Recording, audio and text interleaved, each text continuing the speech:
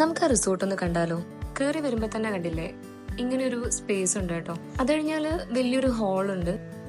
സൈഡില് സോഫയൊക്കെ ഇട്ടിട്ട് ഈ ഒരു ഹാള് മുഴുവൻ ഒരു മരത്തിന്റെ ഒക്കെ ഒരു കളർ തീമാണ് പിടിച്ചേക്കുന്നത്. വാഷ് ബേസിൻ ആണിത്.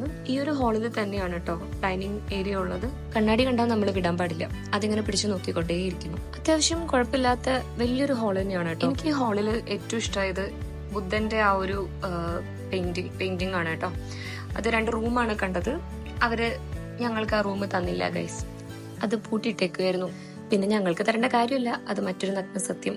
കാര്യം ഞങ്ങളെ റൂം അങ്ങ് മേലെയാണ്. ഇവിടെ നല്ല ഭംഗിയുള്ളൊരു സ്പോട്ടാണ് കേട്ടോ. ബെഞ്ചൊക്കെ ഇട്ട് നമുക്ക് ഫോട്ടോസ് എടുക്കാനായിട്ടും വ്യൂ കാണാനായിട്ടൊക്കെ നല്ല രസമാണ്. ഇങ്ങനെ കയറി കഴിയുമ്പം വീണ്ടും ഇതാ ഒരു ഹാളുണ്ട്. ഇതാണ് നമ്മുടെ റൂം. ഞങ്ങൾക്ക് 4 ആൾക്കും കൂടി ഇത് ധാരാളമായിരുന്നു കേട്ടോ. 2 ആൾക്കാർ പുറത്ത് സോഫയിൽ കിടന്നു. ഇതാണ് കേട്ടോ വ്യൂ, നല്ല രസമില്ലേ, ഫുള്ള് ഗ്രീൻ ആയിട്ട്. ഇതാണ് ഞങ്ങളെ ബെഡ്. ഞങ്ങൾ ഒരു റൂമേ ചോദിച്ചിട്ടുണ്ടായിരുന്നുള്ളൂ കേട്ടോ. താഴെയുള്ള പോലെ തന്നെ മേലെയും ഒരു സോഫ സെറ്റ് ഉണ്ട്. ബാൽക്കണി അത്യാവശ്യം നീളമുള്ള ഒരു ബാൽക്കണിയാണ് കേട്ടോ. എൻ്റെ കൂടെ ഇങ്ങനെ നടന്ന് ഹെൽപ്പ് ചെയ്യുന്നത് മിന്നുവാണ്. ആളെ വിചാരം ആളെ ഈ വീഡിയോയിൽ പെടില്ല എന്നാണ്. നിങ്ങൾക്ക് ആർക്കെങ്കിലും വയനാട്ടിൽ വന്നിട്ട് കുറച്ച് പ്രൈവസി വേണം, ഇങ്ങനെ ഗേൾസ് മാത്രമാണ് വരുന്നത്, അങ്ങനെയൊക്കെ ആണെന്നുണ്ടെങ്കിൽ നല്ലൊരു ഓപ്ഷൻ ആണ് കേട്ടോ ഈ റിസോർട്ട്. ഇപ്പൊ എല്ലാരും ഇങ്ങനെ ഇടയ്ക്കൊരു വെക്കേഷനൊക്കെ എടുക്കൂ. ഒരു രസമല്ലേ ഇതൊക്കെ. അപ്പൊ ശരി, പിന്നെ കാണാവേ.